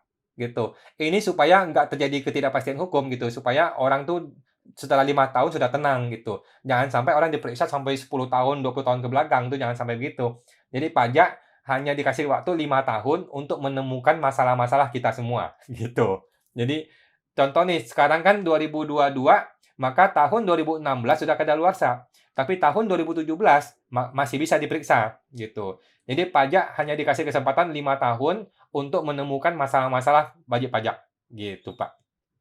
Itu istilahnya kadaluarsa. Artinya dalam orang wajib pajak, petugas pajak hanya boleh periksa untuk 5 tahun ke belakang, nggak boleh lebih, gitu. Kalau setelah 5 tahun dia tidak menemukan masalah, maka tahun itu sudah selesai, sudah lewat, gitu, Pak. Supaya ada kepastian hukum, gitu. Supaya orang tidak ketakutan juga, gitu, Pak. Semoga membantu ya, Pak Surya. Nah, Felani 10. Malam Wan, apakah warisan yang belum terbagi perlu diikutkan dalam PPS? Ikutkan. Yes, ikutkan Fel. Jadi kalau ada warisan, kita cek dulu nih, warisan ini sudah dilapor belum di SPT orang tua. Kalau warisan ini sudah dilapor di SPT orang tua, maka nggak usah PPS, langsung dilaporkan ke SPT kita. Tapi kalau warisan ini belum dilapor di SPT orang tua, atau kita nggak tahu nih, dulu orang tua lapor apa nggak di SPT-nya, maka laporkanlah ke PPS. Beres, itu kita bayar pajaknya. Gitu, Fel. Semoga membantu ya. Nah, Bapak Ferdi Cardi Win. Benar nggak katanya, omset akhir tahun UMKM tidak boleh kurang dari 30% total omset tahun sebelumnya? Nggak juga, Pak. Jadi kalau saya bilang gini, kalau kita jadi orang jujur, nggak usah takut. Kalau kita jadi orang yang patuh, nggak usah takut. Kalau emang turun, kita lapor turun. Kalau emang naik, kita lapor naik omsetnya. Gitu, nggak usah khawatir, Pak. Laporkanlah omset kita sesuai kondisi yang sebenarnya. Gitu sih, kalau menurut saya sih, Pak ya. Jadi nggak usah khawatir, kita jadi orang patuh, jadi orang jujur, kita laporkan apa adanya sesuai yang kondisi sebenarnya, Pak. Gitu. Semoga membantu ya, Pak. Ibu Carolina Suryawati, Kak. Pak, mau tanya, kalau anak kerja online, tapi perusahaannya dari luar negeri, apakah gaji yang diterima anak ini dapat dimasukkan ke pendapatan anak? Jawabannya iya. Sedangkan perusahaannya tidak menanyakan NPWP dan anak belum punya NPWP. Oke, iya, jadi kalau dia nanti sudah punya NPWP, maka semua penghasilan dia dari dalam maupun luar negeri akan digabungkan menjadi satu di SPT tahunan dia. Nanti dikurangkan dengan PTKP dia, setelah dikurangkan nilainya berapa, kalikan tarif pajaknya. Nanti tinggal dibayar dia pajaknya. Gitu, Bu. Semoga membantu ya, Bu. Karolina. Oke, buat teman-teman, nggak usah tambah lagi pertanyaan lagi ya. Saya akan habiskan pertanyaannya. Bapak Marcos Tio. Malam, Pak. Apabila tahun 2015 harga emas 500.000 dan 2021 harga emas 800.000. Untuk laporan selisih harga emas gimana, Pak? Nah, kalau emas itu dijual di tahun 2021, maka ada keuntungan 300.000. Kalikan dengan nilai gramnya kan. Nah, itu adalah keuntungan yang perlu kena pajak. Gitu, nggak masalah sih. Jadi, kalau emas itu dijual, maka selisih atas harga itu akan dikenai pajak seperti biasa. Gitu. Tapi kalau emasnya nggak dijual, nggak apa-apa, nggak masalah. Gitu. Semoga membantu ya, Pak. Bapak CKR 19600. Kak, tabungan di SPT 2020, saya tulis tahun perolehan 2013, sesuai tanggal deposit. Oke, pada tahun 2020, ternyata kurs naik, sehingga ada selisih nilainya. Jika mau di PPS, maka skema 1 atau 2. Oke, skema 1 Bapak potong di 2015. Oke, kalau Bapak mau ikut skema 1, potong di Desember 2015, berapa nilai selisih kursnya. Nanti Bapak ikut skema 2 lagi, Bapak potong antara Desember 2015 ke Desember 2020, berapa kenaikan kursnya. Itulah yang masuk ke skema 2. Jadi, satu item barang ini masuk ke 2 skema. Boleh, Pak. Gitu. Di skema 1 dipotong di Desember 2015, skema 2 adalah kenaikan dari 15 ke 2020. Gitu, Pak. Semoga membantu ya, Pak. Oke, Bapak Niko 5615. Pak Awan, ada pembetulan SPT tahun 2019. Tabungan senilai 1M, sisa akhir tahun 2020, saldonya tinggal 300 juta. Karena WP ini ikut PPS skema 2 atas rumah, apa tabungan 300 juta otomatis ikut PPS juga? Tunggu ya, saya baca ulang. Pak Awan, ada pembetulan SPT tahun 2019. Tabungan senilai 1M, sisa akhir tahun 2020, saldonya tinggal 300 juta. Karena WP ini ikut PPS skema 2 atas rumah, apa tabungan 300 juta juga otomatis ikut PPS? Pertanyaannya adalah, tabungan ini apakah sudah dilaporkan di SPT 2020, Pak? Kalau tabungan ini belum dilapor di SPT 2020, maka tabungan ini masuk ke PPS skema 2. Gitu, Pak. Kita nggak peduli nih, cerita-cerita sebelumnya tuh nggak peduli udah. Cerita-cerita tabungan ini apakah naik dan turun, dan sebelumnya udah nggak peduli. Pokoknya di SPT 2020 dia belum dilapor, maka dia masuk ke PPS. Itu, Pak. Tapi kalau Bapak merasa ini nggak adil, ya Bapak boleh ngomong ke AR-nya, gitu. Mungkin karena dulu sudah dilapor dulu di SPT kalau nggak salah, gitu, Pak. Semoga membantu ya, Pak. Oke, Bapak CKR, makasih banyak Kak untuk penyerahannya. Terima kasih Pak, sama-sama. Ibu Justalva 1, malam Pak Awan, malam Bu. Oke, buat teman-teman, mohon maaf, nggak usah tambah lagi pertanyaannya. Cukup sampai saya akan habiskan pertanyaannya. Ibu Wantis 73, malam Pak, kalau tabungan sudah ditutup di Desember 2021, saldo 2020 perlu lapor PPS nggak? Jawabannya perlu Bu, yes, perlu. Jadi nggak peduli sekarang sudah tutup dan sebagainya, pokoknya tahun 2020 di tanggal 31 Desember, di hari Kamis 31 Desember 2020, barangnya ada apa nggak? Kalau di hari itu ada, maka laporkan ke PPS. Kenapa? Nanti orang pajak akan membandingkan data bank kondisinya, kondisi Desember 2020 dibandingkan dengan PPS kita. Gitu. Orang pajak tidak membandingkan kondisi hari ini, bukan. Orang pajak akan membandingkan kondisi bank kita di Desember 2020 dengan PPS kita. Gitu, Bu. Jadi tetap dilaporkan. Terima kasih, Bu Wantis. Bapak Huang Gapin 01. Malam Pak, mau tanya, kalau agen Briling, cara lapor pajak gimana? Makasih. Mohon maaf, saya nggak ngerti Briling itu apa ya, Pak? Apakah ini semacam asuransi atau MLM atau agen apa ini, Pak, Briling? BRI Link ya? Saya kurang paham, Pak. Mohon maaf. Apa itu agen Briling? Nanti kita cek lagi ya, Pak. Bapak CKR 19600. Kalau mau PPS untuk yang selisih kurs saja, bagaimana penyajiannya di form SPPH PPS?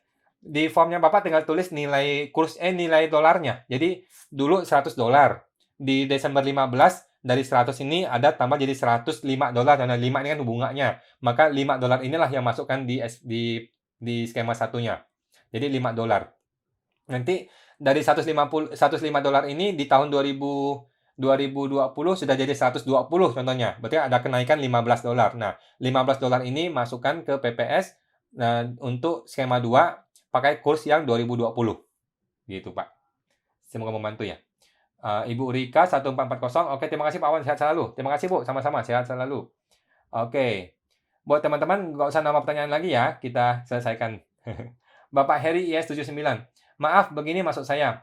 WP asing yang ber-NPWP di Indonesia terancam kena worldwide income di kemudian hari. Sementara kalau aset luar negeri tidak ikut PPS dan di kemudian hari harus ungkap.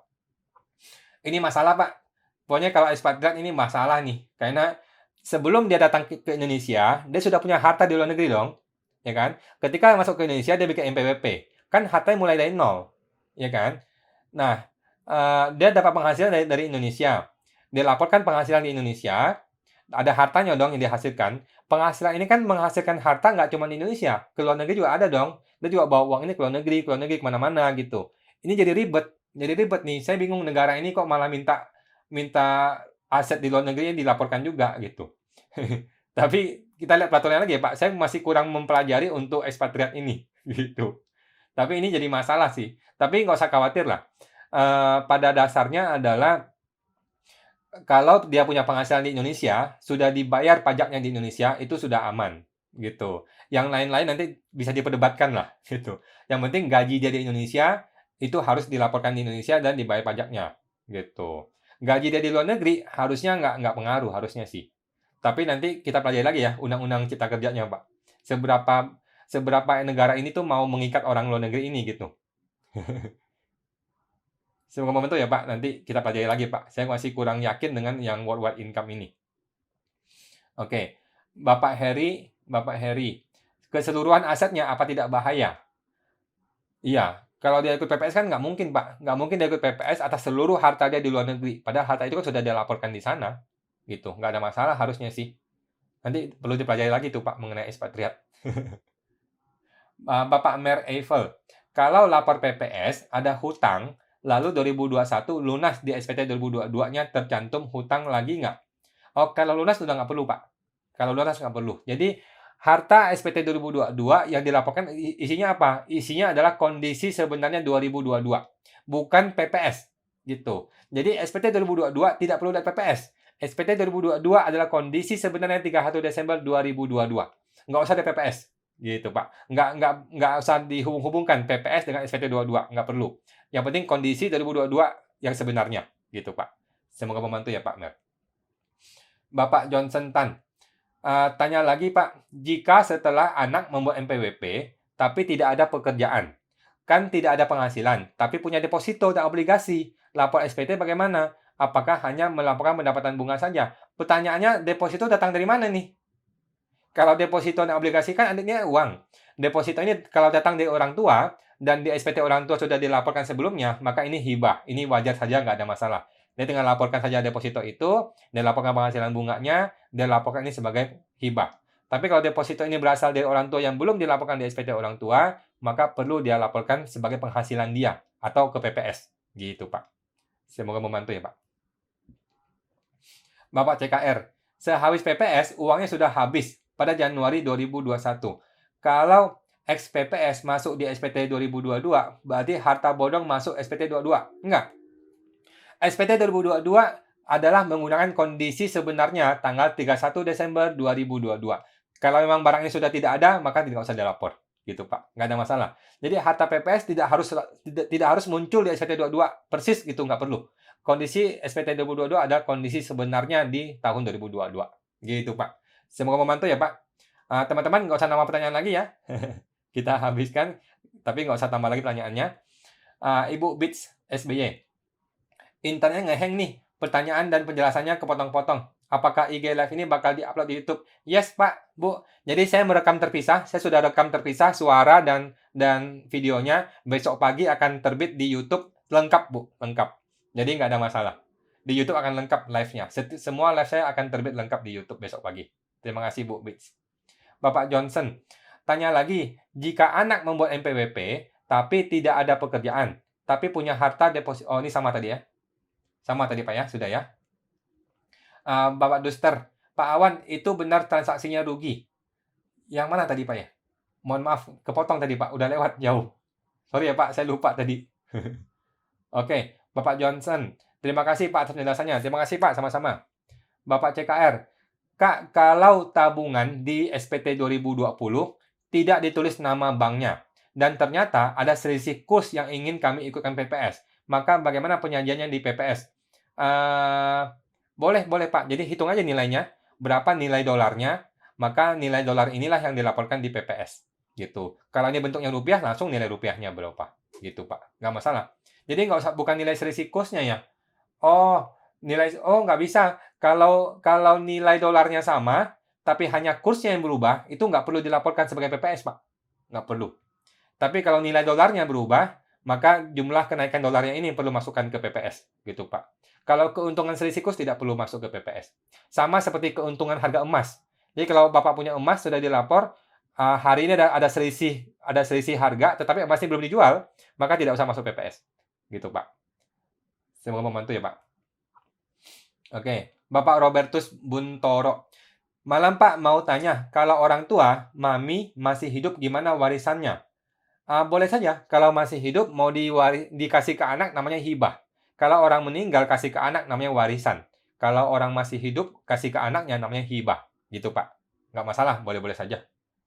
Oke, Bapak Grand Freskito. Terima kasih banyak Pak Wan. Sama-sama Pak, terima kasih. Oke, semua sudah. Oke, Ibu Ugli Memei 1991. Maaf Pak, tanya lagi. Kalau kita ada mobil 1 unit dan motor 2 unit, pada TA 2015 lupa dilapor. Apakah harus lapor di PPS? Jawabannya iya Bu. Semuanya yang kita lupa laporkan, kita perlu laporkan ke PPS. Lebih aman Bu, begitu. Terima kasih Bu. Oke, Ibu Budi Japri.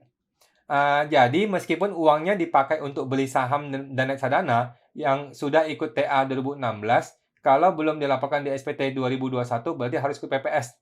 Oh, maksud Bapak belum dilapor di SPT 2020 ya? Betul, Pak. Jadi patokannya SPT 2020. Walaupun tahun sebelumnya sudah lapor, tapi di SPT 2020 lupa dilaporkan, maka ini objek PPS. Itu memang seperti itu, Pak. Jadi salah kita. Gitu. Tapi kalau Bapak merasa nilainya besar atau Bapak merasa nggak adil, tolong komunikasikan dengan AR-nya, bilang, Pak, oh saya sudah lapor nih di SPT tahun 19, atau saya sudah lapor di TA, cuman saya khilaf, saya lupa laporkan di SPT 2020. Mohon kepada AR-nya, boleh nggak saya ikut PPS, tapi barang yang ini jangan dilaporkan di PPS. Nanti langsung saya munculkan di SPT 2021. Kalau AR-nya setuju, maka boleh. Gitu, Pak. Kalau nggak setuju, ya udah ikut PPS. Gitu, Pak. Semoga membantu ya, Pak. Oke. Bapak Dokter Yosafat. Oh ya Pak, kalau tarif PPS 14%, saya ada tanah hibah dari mertua. Kalau harganya tanahnya kira-kira 1 M, berarti saya harus bayar 140 juta. Yes. Bagaimana kalau tidak ada uangnya? Oke, ini skema 2 atau skema 1, Pak? Kalau ini hibah dari mertua di skema 2, di tahun 2016 ke 2020, kan skema 2. Di skema 2, Bapak boleh menggunakan harga wajar atau nilai wajar. Nah, nilai wajar yang Bapak boleh tentukan. Bapak mau bilang, oh, menurut saya nilai wajar barang ini adalah 100 juta. Maka saya bayar 14%, 14 juta. Itu boleh, silakan saja. Jadi, untuk skema 2, orang boleh menggunakan nilai wajar. Tapi kalau ini skema 1, maka harus menggunakan NJOP 2015. Gitu sih, Pak. Dok, semoga membantu ya, Dok. Oke. Bapak Dream Home DST. Pak, kalau kita bilang mau ikut PPS, di masa pemeriksaan bukan kan mereka nanti malah mencari kesalahan karena kita bilang mau ikut PPS. Betul, Pak. Jadi ini mau nggak mau, sekarang kita punya waktu 6 bulan nih, ada waktu 6 bulan. Sedangkan pemeriksaan sedang berjalan. Kita mau nggak mau harus bilang ke pemeriksa, Pak, mohon maaf, saya mau ikut PPS. Bagaimana ya supaya pemeriksaan ini cepat berhenti, Pak? Gitu. Memang terpaksa, Pak. Nggak ada pilihan. Sekarang kuncinya ada di tangan pemeriksa. Kalau dia bilang, oke, Bapak silakan PPS, kita selesai pemeriksaan di bulan ini, selesai. Kalau dia mau cari gara-gara, mau gimana lu? Kita nggak bisa apa-apa. Mau nggak mau ya berdamai aja deh. Gitu, Pak. Gitu. Semoga membantu ya, Pak. Nah, Bapak Barudin Jan. Malam Pak Awan. Ya, teman-teman nggak usah tambah pertanyaan lagi ya. Mohon maaf, sudah waktu jam 9 lewat. Kita akan live lagi minggu depan. Bapak Barudin Jan. Malam Pak Awan, saya ada rekening bank di luar negeri. Waktu saya kerja di sana, sudah dipotong pajak di sana. Apakah saya harus lapor di Indo melalui PPS atau SPT 21? Oke. Kalau Bapak di luar negeri sudah lebih dari 183 hari, maka itu sudah uang dari luar negeri itu bukan objek dalam negeri. Bapak boleh langsung laporkan ke SPT 21, nggak usah PPS. Gitu sih, Pak. Yang penting Bapak bisa membuktikan bahwa uang itu dihasilkan dari penghasilan di luar negeri. Dan Bapak memang sudah lebih dari 183 hari di luar negeri. Gitu, nggak ada masalah sih, Pak. Gitu. Semoga membantu ya. Oke. Bapak Robertus, malam Pak Awan, kalau semua penghasilan di bawah 4,8 M, apakah tarifnya 0,5%? Yes, Pak. Kalau UMKM di bawah 4,8 M omsetnya, maka 0,5%. Tapi kalau yang konsultan, dokter, pengacara seperti saya ini, kita pakai norma. Kita pakai norma yang 50%, bukan pakai UMKM. Tapi kalau pedagang menggunakan UMKM 0,5%. Gitu. Terima kasih Pak Robertus. Bapak CKR, Kak, kalau PPS uang tunai, saya pikir harus ada bukti cash flow report agar nggak curang pilih skema 1 yang tarif tebusannya lebih murah. Nggak perlu. Uang tunai itu nggak bisa dibuktikan. Mau gimana? Uang tunai itu nggak bisa dibuktikan. Mau cash flow, mau apapun nggak bisa. Terima kasih Pak CKL. Jimmy, saya enak. Siap, Wan. Terima kasih, bro. Nah, Bapak baru Dinjan. Kalau menurut saya, warisan yang belum terbagi adalah subjek pajak karena ada potensi penghasilan atas aset warisan tersebut. Iya, Pak. Jadi yang belum terbagi itu memang objek pajak. Terima kasih ya Pak Budi, Pak Baru. Ya. Bapak CKR 19600. Kalau PPS uang tunai tanpa bukti perolehan atau cash flow, lah kok enak sekali Pak. Memang begitu Pak, nggak ada masalah. Nggak ada masalah. Yang jadi masalah adalah uang tunai dilaporkan, tapi rekening yang nggak dilaporkan. Itu jadi masalah. Ya. Jangan sampai uang tunai dilaporkan, ada rumah nggak dilaporkan. Itu baru masalah. Gitu. Tapi kalau semua sudah dilaporkan, mau nambah uang tunai, silakan saja. Gitu, Pak. Semoga membantu. Bapak Teddy, badan bisa ikut PPS kah? Badan hanya bisa ikut PPS yang skema 1, tidak bisa yang skema 2. Jadi badan boleh dibilang nggak ada gunanya ikut PPS. Gitu, Pak. Jadi badan hanya bisa ikut skema 1 dengan syarat sudah ikut yang TA 2015. Gitu, Pak Teddy. Semoga membantu, Pak. Oke, Bapak Randy. Bapak Randy Black. Pengecualian tidak diperiksa di kebijakan 2 bukan cuma ada kurang ungkap harta, tapi juga ada potong pungut pajak, tapi tidak disetor. Betul. Ya, mohon maaf teman-teman ya. Jadi, kalau ke PPS skema 2, kan dijamin tidak diperiksa, ya, kecuali 2 hal. Nah, kata Pak Randy. Satu adalah kecuali ditemukan ada harta yang belum dilaporkan. Yang kedua, kecuali dia sudah memungut PPN nih, tapi belum dilaporkan. Dia sudah pungut PP 21 nih, belum dilaporkan. Dia sudah pungut PP 23 nih, belum dilaporkan, belum dibayar maksudnya. Itu tetap harus dibayarkan ya, gitu. Terima kasih Pak Randy atas tambahannya ya, atas masukannya. Terima kasih Pak Randy. Teman-teman nggak usah tambah lagi pertanyaan ya, teman-teman. Saya akan habiskan. Ibu Emilioko 9988. Malam Pak Awan, saya mau ikut PPS uang tunai. Tapi tahun 2020 ada bangun rumah tapi belum bayar PPN bangun sendiri. Apakah dengan ikut PPS saya tidak perlu bayar PPN bangun sendiri? Tidak perlu, Bu. Jadi kalau sudah ikut PPS, maka semua kewajiban PPH dan PPN menjadi hangus. Kecuali PPN yang sudah dipotong atau dipungut tetapi belum dibayarkan. Itu tetap harus dibayar. Gitu, Bu Emi. Kalau kasusnya Ibu ikut PPS maka selesai. Semoga membantu ya. Bapak CKR, ikut PPS tidak akan diperiksa. Kalau tidak diperiksa, bagaimana bisa tahu kalau masih ada harta yang kurang dilapor? Gampang. Contohnya gini, kita udah lapor 5 buah rekening. Nah, orang pajak menemukan 1 rekening lagi. Kan nggak harus pemeriksaan, dia tinggal cek ke komputer, oh ada 1 rekening lagi nih, belum dilaporkan. Langsung terbit SKPKB 30% denda harus dibayar. Gitu Pak, gampang. Tidak ada pemeriksaan, langsung terbit denda 30% atas harta yang belum dilaporkan di PPS. Gitu Pak. Terima kasih Pak CKR. Bapak Joni. Oke teman-teman, nggak usah tambah pertanyaan lagi ya. Malam Pak Awan, hadiah motor untuk anak, apakah termasuk harta saya untuk ikut PPS atau tidak termasuk harta? Termasuk Pak, hartanya Bapak. Karena itu hartanya Bapak walaupun itu nama orang lain. Nah, itu masuk ke harta Bapak. Gitu. Terima kasih Pak Joni. Bapak Ugli, Ibu Ugli Meme. Terima kasih Pak Awan sudah banyak membantu. Terima kasih Bu, sama-sama.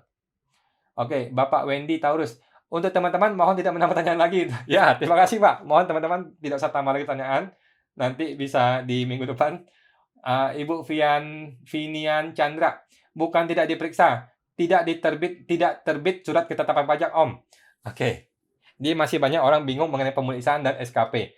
Pemeriksaan itu produk akhirnya adalah SKP. Di undang-undang dijamin tidak terbit SKP. Oleh karena itu, otomatis tidak terjadi pemeriksaan. Gitu, Pak. Jadi, kalau ada ditemukan harta baru, nggak usah pemeriksaan, langsung terbit SKP 30%. Gitu. Terima kasih, Pak. Itu pendapat pribadi saya, Pak ya. Mohon dikoreksi lagi. Terima kasih, Pak. Nih. Ibu Caroline, terima kasih. Ya, sama-sama, Bu. Bapak Randy, ketetapan pajak itu kan produk pemeriksaan Om ya? Betul Pak Randy. Terima kasih ya Pak Randy. Bapak Fian Chandra, surat ketetapan pajak dan pemeriksaan semua Om. Surat ketetapan pajak jadi pemeriksaan semua Om. Ya, setahu saya ya Pak. Setahu saya SKP adalah produk dari pemeriksaan. Jadi kalau sudah dijamin tidak ada SKP, maka otomatis tidak ada pemeriksaan. Itu Pak. Setahu saya seperti itu ya Pak. Kalau salah mohon dikoreksi lagi. Bapak Niko 5615. Teman-teman mohon tidak usah tambah lagi pertanyaan ya. Bapak Niko, Bapak Awan buatin Zoom biar enak diskusinya Pak. Kita bayar nggak apa-apa. Aduh Pak, saya belum sempat ya. Mungkin teman-teman kalau ada mau inisiasi boleh. Saya sih belum sempat bikin diskusi Zoom sama-sama. Karena saya tiap hari bikin YouTube ya. Bikin YouTube tiap hari malam ke malam gitu. Kalau saya adakan acara nanti nggak bisa, YouTube saya nggak konsisten gitu. Terima kasih Pak Niko. Terima kasih banyak Pak Niko. Bapak Randy. Nah, Pak Randy nih jawab nih. Ekspatriat yang jadi wajib pajak dalam negeri perlakuannya sama dengan wajib pajak orang Indonesia lainnya. Worldwide income berlaku. Pisahkan antara kewarganegaraan dan status dia sebagai wajib pajak di Indonesia. Oke, nanti mengenai ekspatriat mungkin perlu dijelaskan lebih lanjut lagi karena ini agak panjang nanti. Terima kasih Pak Randy. Pak Vinian Chandra, pisahnya gimana Om? Nanti Pak Fian nanti bisa dibahas lebih lanjut gitu. Bapak Fian Chandra, terima kasih Pak, sama-sama Pak. Ya. Oke, semuanya sudah ya teman-teman. Oke, makasih. Selamat malam Bu Rika, sama-sama. Mbak JK, makasih kawan, makasih sama-sama. Oke, Bapak CKR, cari IO Pak biar ada waktu dan tenaga untuk Zoom. Ya nanti ya Pak, pelan-pelan ya Pak. Gitu. Oke semua teman-teman, terima kasih hari ini, terima kasih banget. Kita akan live lagi di hari Senin jam 8 malam setiap hari Senin. Terima kasih Bapak Ibu, semua video ini akan tampil di YouTube besok pagi. Terima kasih Bapak Ibu semua, selamat malam, mari semua, yuk.